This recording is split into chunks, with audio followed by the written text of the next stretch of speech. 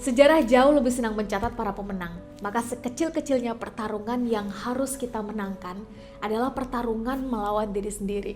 Mulai dari ego, greedy, malas, suka overthinking, boros, nggak mau keluar dari zona nyaman, fixed mindset. Wajar banget kalau orang bijak pernah bilang, musuh terbesar kita sebetulnya adalah diri kita sendiri.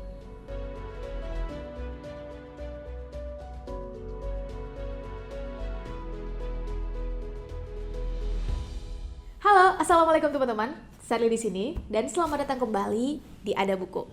Episode kali ini agak ditunda beberapa hari teman-teman, karena buku yang Sally review ini, to be honest, menurut Sally spesial. Kayaknya ini bakal jadi Book of the Year versi Sally kategori sejarah ya, yang bakal Sally ulang-ulang terus untuk rekomendasikan teman-teman baca, teman-teman resapi dan teman-teman dalami. Saat semangat kita mulai kendur atau naik turun nih misalnya, baca lagi part yang sesuai dengan bidang kita masing-masing. Menurut Sally, ini buku worth to buy banget. Untuk itu langsung aja, buku yang akan kita review kali ini adalah The Untold Islamic History, karyanya Edgar Hamas. Sedikit informasi tentang penulis teman-teman. Edgar Hamas adalah seorang pecinta sejarah Islam. Ia menyelesaikan pendidikan S1 di Fakultas Usuluddin, Universitas Al-Azhar Mesir, dan melanjutkan S2-nya di Universitas Islam Madinah di jurusan yang sama. Passionnya dalam dunia sejarah mendorongnya untuk pada akhirnya membuat sebuah platform di media sosial berbasis tadabbur sejarah bernama @gensaladin. Teruntuk teman-teman yang belum follow, please follow. Kita akan dapat banyak insight dan sudut pandang baru dalam melihat fenomena, khususnya dilihat dari kacamata sejarah Islam. Thumbs up untuk Mas Edgar dan tim Gen Saladin. Semoga terus konsisten memberi kita inspirasi dan menyebarkan kebaikan lewat buku, lewat media sosial, maupun kajian serta kelas-kelas online-nya.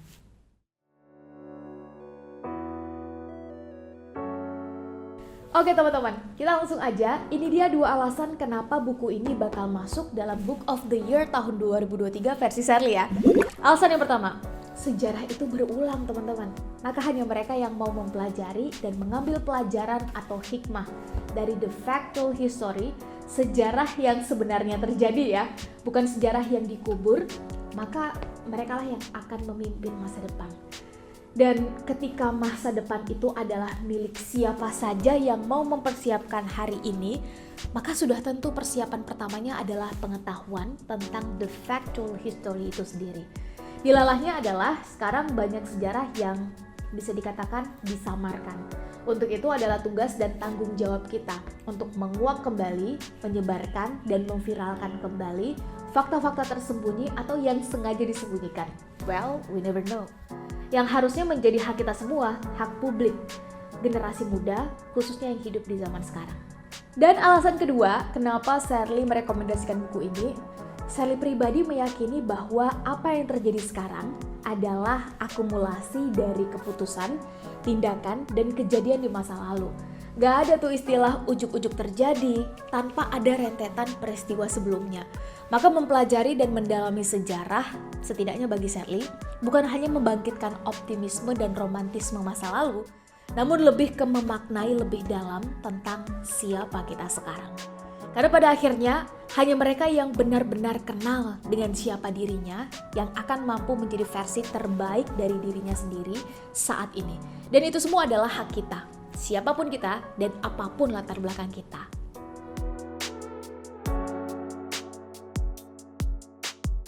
Teman-teman, ini Sally benar-benar harus disclaimer dulu di awal bahwa video ini Sally yakin gak akan mampu menggambarkan keseluruhan buku ini. Bahkan untuk mereviewnya pun awalnya Sally cukup maju mundur, agak khawatir kira-kira bakal nyampe gak ya? Sally bakal bisa gak ya? Karena big ideas-nya itu nyaris ada di setiap bab.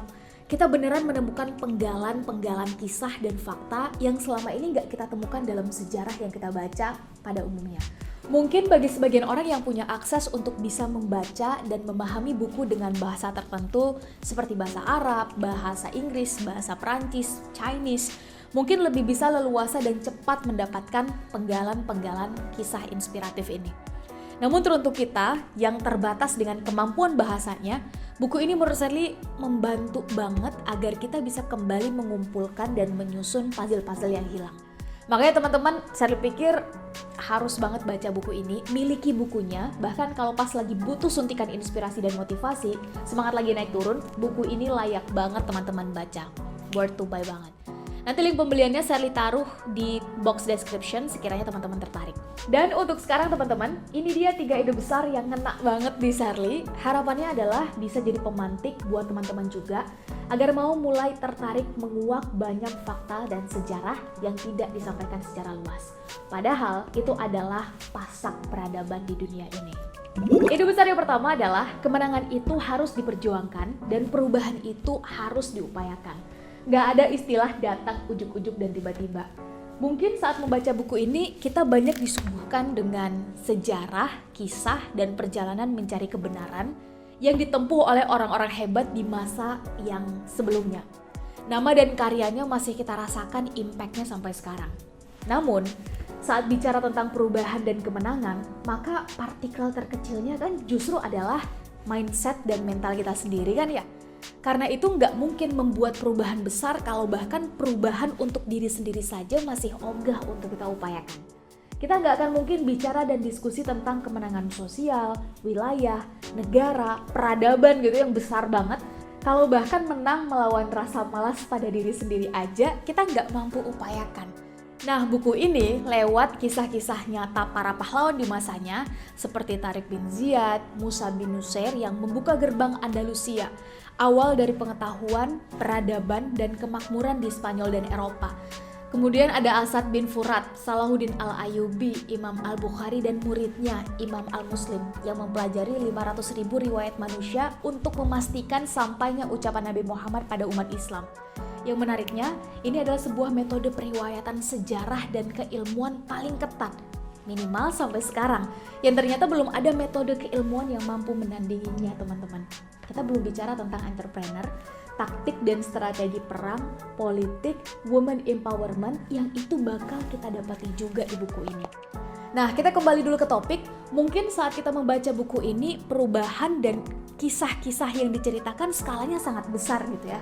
Namun menyadari bahwa mereka para pembuat perubahan itu adalah manusia biasa layaknya kita, bahkan memulainya dari nol, literally nol, dari budak menjadi panglima.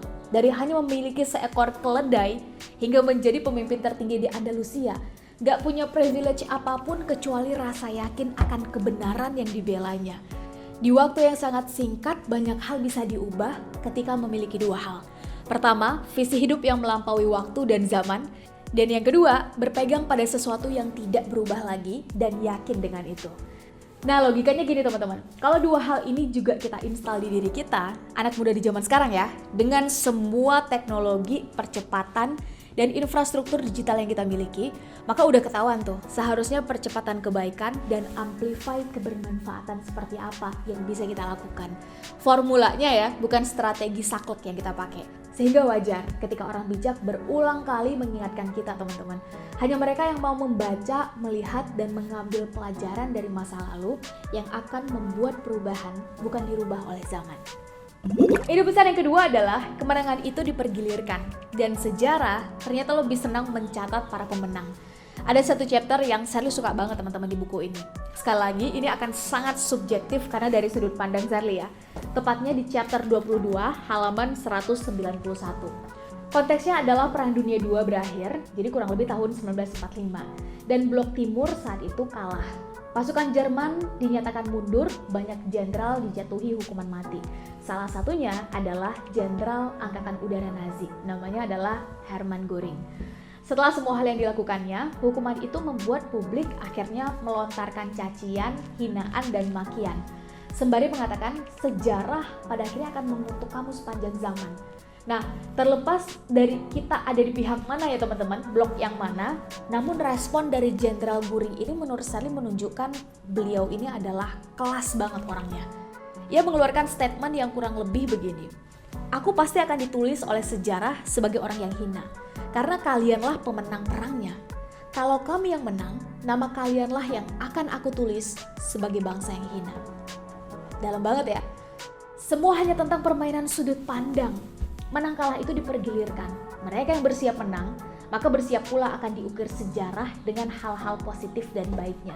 And then vice versa, demikian juga sebaliknya. Pihak yang kalah harus bersiap untuk ditulis sejarah sebagai pihak yang hina.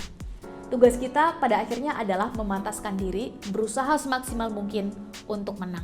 Minimal melawan diri sendiri, melawan ego, melawan rasa malas, melawan rasa takut untuk bertumbuh, khawatir dan ragu untuk berkarya dan memberi dampak positif, dan seterusnya.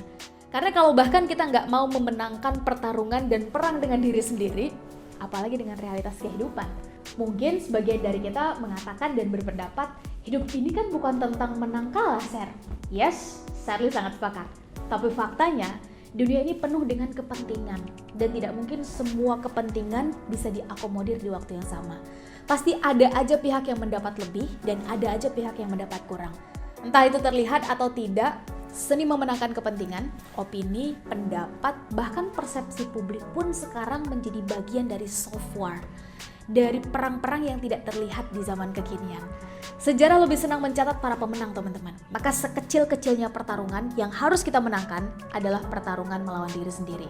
Mulai dari ego, greedy, malas, suka menunda, boros, overthinking, gak mau keluar dari zona nyaman, fixed mindset, dan seterusnya. Wajar kalau orang bijak pernah bilang, musuh terbesar kita sebetulnya adalah diri kita sendiri. Dan ide besar yang ketiga adalah the power of willing and belief. Ada satu kisah di buku ini, teman-teman, tepatnya di chapter ke-14, halaman 117 sampai 130. Kalau teman-teman udah punya bukunya, boleh langsung dibuka. Tentang perjalanan Salman Al-Farisi mencari kebenaran dan fitrah dari Persia hingga ke Kuba. Kuba ini menjadi titik terakhir karena ia bertemu dengan Nabi Muhammad SAW kala itu. Nah, yang ingin Sherly highlight adalah Salman Al-Farisi ini adalah anak dari salah seorang yang dihormati di Persia. Mayoritas masyarakat Persia saat itu menyembah api. Kita mengenalnya dengan istilah Majusi. Dan Salman kecil mendapat amanah dari sang ayah untuk menjaga api di satu kuil agar tidak padam. Sampai akhirnya ia mulai memberanikan diri untuk bertanya tentang apa yang secara turun-temurun diyakini oleh nenek moyangnya, tapi pikirannya mulai ingin melawan itu. Well, singkatnya Salman mulai berpikir kritis, mempertanyakan banyak hal yang selama ini dilarang oleh ayahnya. Konsekuensi dari perbuatannya adalah ia diikat dan dikurung di gudang oleh ayahnya sendiri. Hingga akhirnya ia memutuskan untuk melarikan diri, ikut dengan sekelompok Nasrani dan menjadi tangan kanannya pendeta. Tujuannya sebetulnya satu. Salman berusaha melawan status quo, mencari tahu kebenaran dan membuktikan apa yang ia yakini. Perjalanannya tentu gak mudah, dari satu pendeta ke pendeta yang lain, bahkan Salman pernah menjadi budak yang diperlakukan semena-mena. Padahal kalau diam nih, duduk nyaman di Persia aja, ia jelas adalah anak dari kalangan yang dihormati. Sampai akhirnya ia berhasil membuktikan apa yang ia yakini tentang kebenaran yang ia cari selama berpuluh-puluh tahun, tepatnya di Kuba. Momentumnya adalah saat Salman bertemu dengan Nabi Muhammad SAW. Nah, poinnya adalah kalau memang kita meyakini sesuatu, apapun itu ya, mau itu nilai, mau itu target atau goal-goal tertentu, pencapaian di dunia profesional, pendidikan, finansial, bahkan termasuk spiritual, maka berjuangnya jangan nanggung, teman-teman. Perjuangkan sampai akhir, maksimalkan usaha, buktikan hingga terkuak fakta dan kebenarannya. Karena mati dalam memperjuangkan sesuatu itu jauh lebih terhormat daripada hidup dalam keraguan-raguan. Nah teman-teman, itu dia review buku The Untold Islamic History karya Edgar Hamas dari Sherly dan tim Ada Buku. Semoga teman-teman gak puas dan memutuskan untuk punya sendiri, baca sendiri bukunya. Yang jelas, I would like to say ini salah satu buku yang akan masuk dalam booklist 2023 versi Sherly. Terima kasih sudah menonton video ini sampai habis dan komen di bawah kira-kira buku apa lagi yang harus kami baca dan kami review. I will see you in the next video. Assalamualaikum warahmatullahi wabarakatuh.